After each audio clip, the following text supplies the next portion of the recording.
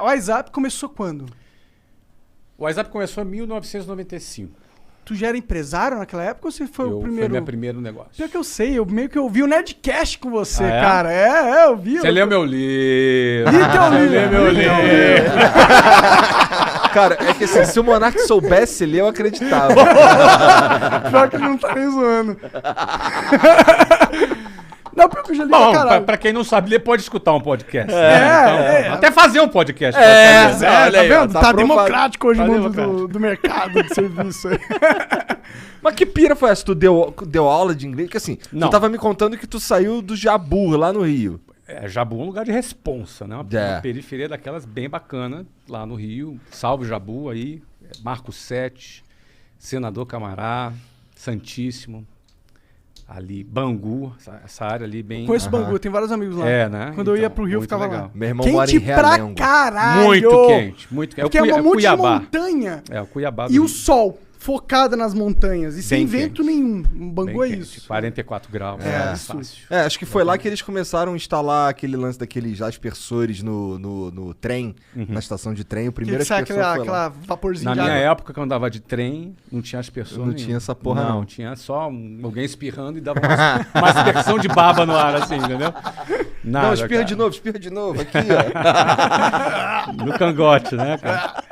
Não, era sinistro. Mas, enfim, eu fui parar em curso de inglês nada planejado, né? Eu queria ser militar, entrei na Marinha, no Colégio Naval, fiquei 2 anos. Depois eu saí, no final desses 2 anos, fui convidado a me retirar. Famoso expulso. Não é? O famoso, por favor, não renove essa matrícula. Não era, foi uma fase muito legal para mim, mas não era a minha vocação, né? Não tinha essa vocação de tanta disciplina como o militar precisa ter. Não é o meu quadrado, né? Você não é o Yes Man, né? Não parece mesmo, não. Não é o meu perfil. Né? Então, eles me fizeram um grande favor de me convidarem a que eu saísse. Tem um carinho enorme. Tanto é que eu voltei lá no colégio esses dias. Fizeram uma homenagem para mim. Eu dei uma palestra. Foi super legal. Uma palestra para os alunos. Tem super carinho ali, porque, enfim, né? Primeiro, tem muitos amigos lá. Segundo, foi uma fase interessante, assim, muito importante na minha vida. Embora Te ensinou o que tu não era. o que eu não era, mas aprendi coisas boas também lá. Mas quando eu saí de lá e expulso, fiquei muito sem moral em casa. Meu pai era sargento do exército. Ah, caralho. Você imagina, meu pai não era oficial, então estava E numa tu ia posição- sair de lá oficial. Eu ia sair de lá oficial, então assim, meu pai estava muito orgulhoso, muito feliz. De tu tá ali. De eu né? estar ali naquilo e não rolou, não funcionou. Então a minha saída, eu tinha 17 anos de idade, 17 para 18, foi uma fase difícil em casa. Tu chegar e voltar para casa, pô, morando com seus pais e sem trabalhar. Desperdiçando a oportunidade que na visão deles Desperdiçando a era... oportunidade da vida e que era bem compreensível que do ponto de vista deles era o Sim, top, né? Sim. E, obviamente, a preocupação natural dos pais. Aí fui fazer o 3º ano, para depois fazer o vestibular. E aí ia fazer vestibular para a área de tecnologia. Eu ia ser engenheiro de software. Essa era 1991, falava, no futuro, tecnologia vai ser... E estava certo. Acertaram. errado não E tava. acertaram. E eu, então vou fazer. Fiz o vestibular, era bom de prova naquela ocasião. Sim, Passei. era mesmo, porque pra passar no colégio O naval... colégio era bem difícil, né? E aí passei lá nos vestibulares. Quando eu ia começar, eu fiz uma prova que eu ia para São Paulo, ia para a Unicamp fazer engenharia de computação, ou no Rio de Janeiro, na Universidade Federal Fluminense, para fazer ciência da Na UF, computação. lá em Na UF, Niterói. em Niterói. Como eu não tinha como me bancar em São Paulo, eu falei, vou fazer o seguinte, eu vou ficar então no Rio de Janeiro. Estava namorando também a Luciana, com quem me casei depois. Caralho, tua história então com mulher tipo eu também. Ah, é? Eu comecei a namorar minha esposa, Qual a idade? eu tinha 19 anos. É mesmo? E tá com ela até hoje. Temos dois filhinhos. Olha aí, que legal. Então, eu comecei a namorar com ela aos 18, ela tinha 15, hoje dava BO. Né? Eu tinha 18, tá pertinho, 18 e 15. E aí o que acontece? A faculdade no Rio de Janeiro ia começar no 2º semestre. E como eu tinha um 1º semestre sem fazer nada, eu falei, vou arrumar um trabalho, vou tentar... Nunca tinha tido uma experiência profissional. Aí peguei um jornal, tinha um anúncio de jornal, aí fui até o centro do Rio de Janeiro, não dizia o que era direito, eu fui lá, era para trabalhar de vendedor num curso de inglês. 1991, eu tinha 19 anos. E você foi o melhor vendedor... Desculpa, esse é do que passado. foi o Semenzato falou. Ah, é? O Semenzato, ele é o melhor em tudo que ele faz. É mesmo? Ele é. Segundo ele. Mas ele é fera mesmo. Não, ele é foda, mas é engraçado do jeito que ele fala. Claro, claro. E tem um negócio que ele faz que é engraçado, que ele fala, o Semenzato, ele vai contando a história, falando dele na terceira pessoa. É engraçado. Entendi. Mas o cara é foda. Mas não, ele é foda. O cara é um avião mesmo. Porra. Cara, ó, ele fundou uma empresa chamada Microlins, que vendeu pro Carlos. Sim. Na ocasião. Já fundou várias empresas, fez um IPO agora. O Semenzato é um cara top. Ele é pica. Agora ele era o melhor vendedor? Ele era o melhor tudo. Tudo que ele fazia é o melhor. Geralmente esses caras assim, que estão meio aficionados de ser. Eu nem duvido mesmo. Que ele fosse o melhor mesmo. Não é? O cara vendia 600 coxinhas por dia. Olha aí. Melhor vendedor de coxinha. De Lins, ele falava. Olha aí. Sinistro, cara. Mas voltando aqui, tu lembra época, qual que era o curso? Eu trabalhava? Se chamava Minemo System, ele não existe mais, mas foi ali que foi a minha primeira experiência com curso de inglês. Só que o detalhe é o seguinte, cara, eu fui o melhor vendedor.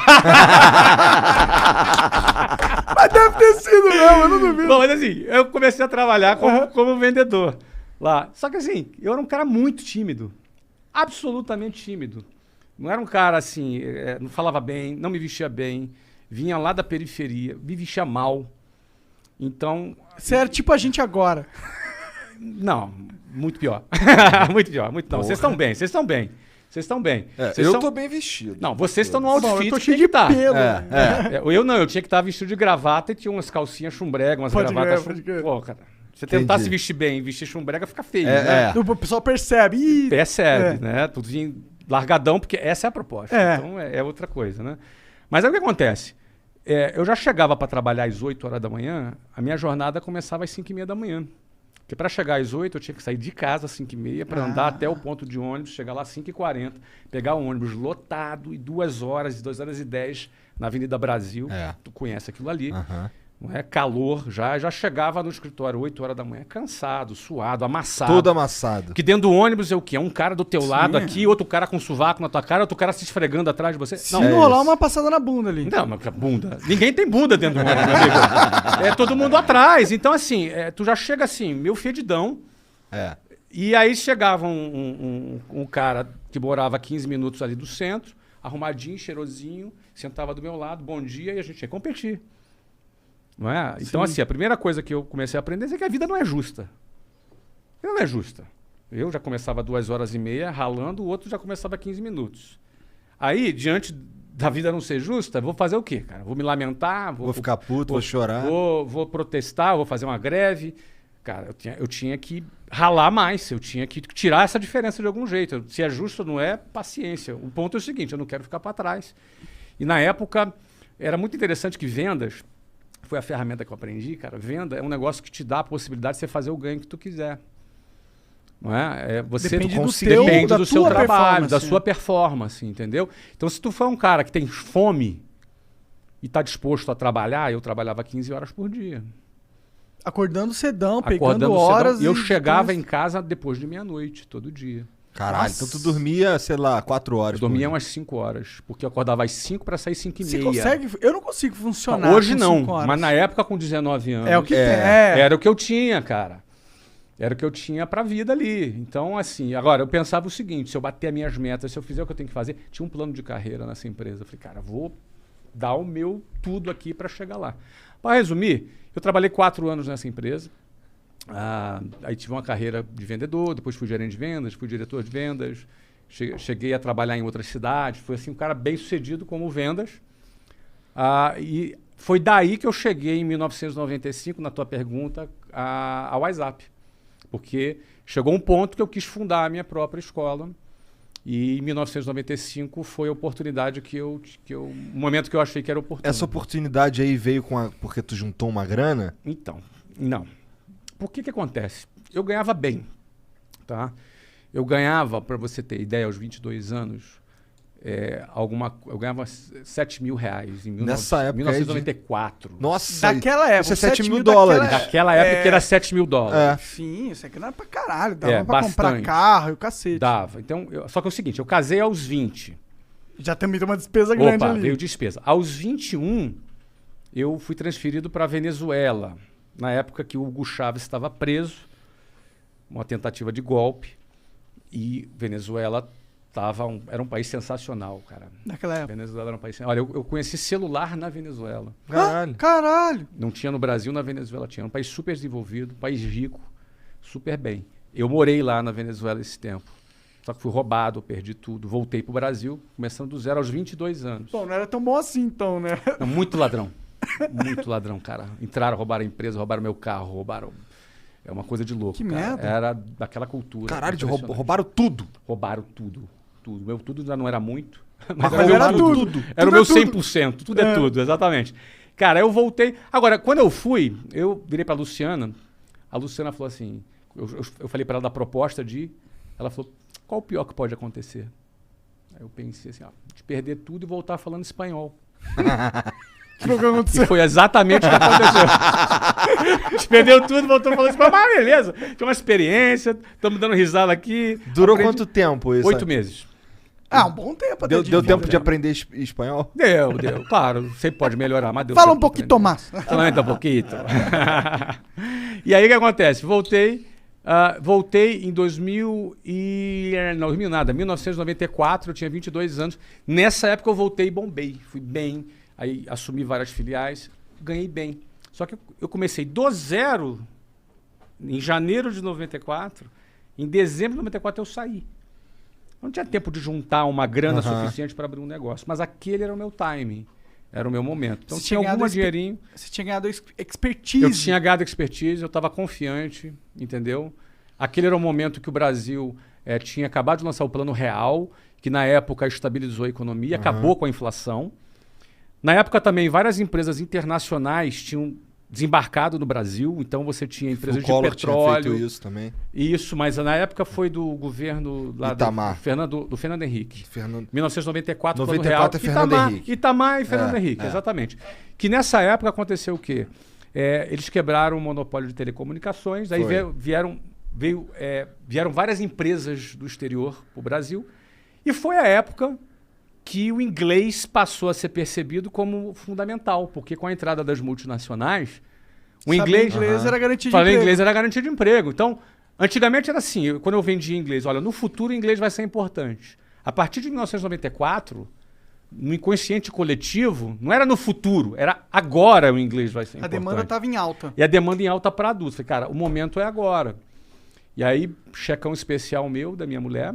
Cheque especial? Caralho, tu é muito brabo, cara. Mas eu não recomendo que ninguém faça. Cara, mas eu faria de novo. Agora você Não, mas não recomendo. Porque é 12% ao mês de juros.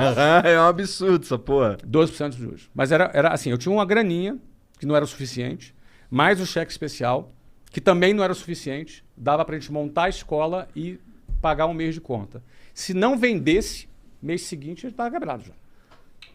Entendi. Então, que loucura, isso deve ser foda, né? Trabalhar com esse tipo de pressão. Mas o cara Mas a vida do empreendedor é a pressão. Mas o cara não nem sempre esse tipo, Às vezes pior, né? Covid, por exemplo.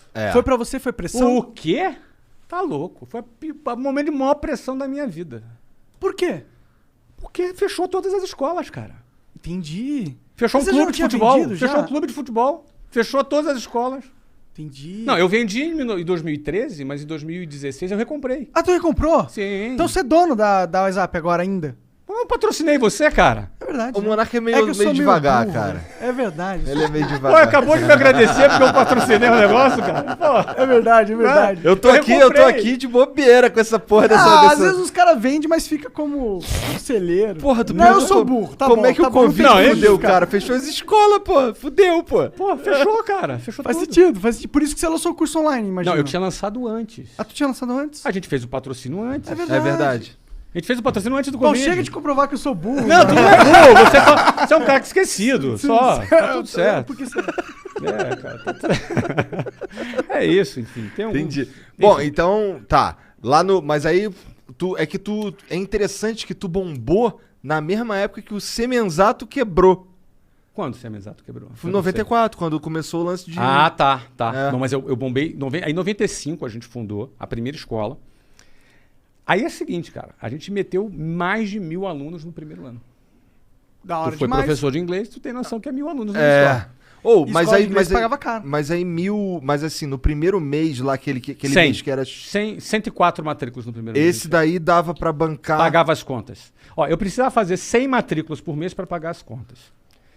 Isso pode parecer uma loucura, e por isso eu não recomendo que ninguém abra negócio com cheque especial. Mas eu já tinha muito know-how de vendas, eu tinha 4 anos de vendas. O melhor vendedor de curso de inglês. melhor. E tinha network já. Estabelecido algum, pelo menos? É que não rola. É que é B2C, né? Não rola muito networking. Você tem que, na realidade, captar alunos. E eu sabia fazer isso, entendeu, Monark? Como que é o segredo de captar um aluno?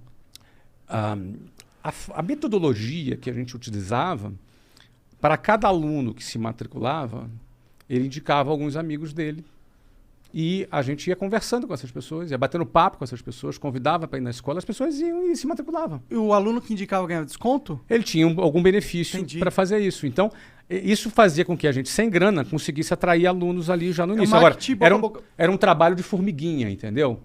Até porque a gente não tinha dinheiro, não tinha nada. Uhum. Agora, a gente tinha essa técnica. E a gente, através dessa técnica, matriculou muita gente. Mas, cara, tu começou o WhatsApp...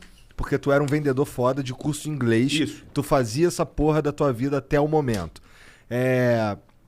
Tu contratou um time de consultores pra te dizer qual seria o método que você ia usar pra ensinar? Quem que tu tinha que... Aí talvez entrou o networking que ele colocou, que eu tinha um amigo que era um cara pedagógico.